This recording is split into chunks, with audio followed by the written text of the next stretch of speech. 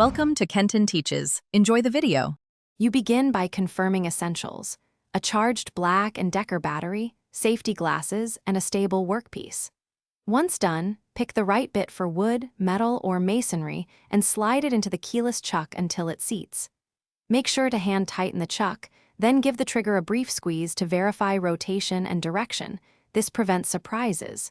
You want confident control before applying pressure, so set the clutch to a low number for pilot. You now focus on the core technique. Clamp the workpiece and mark the hole. Once you start, maintain a perpendicular angle and apply steady, moderate pressure. Push too hard and the bit binds, too light and it skates. If drilling deep, pull the bit out occasionally to clear chips and cool the tip, which prolongs bit life.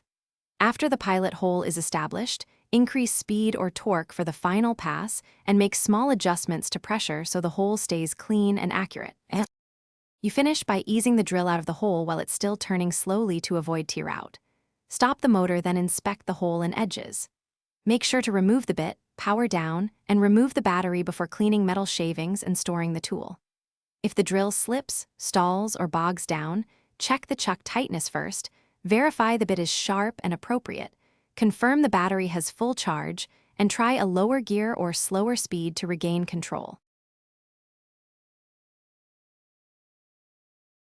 Thanks for watching. Please subscribe if this video was helpful.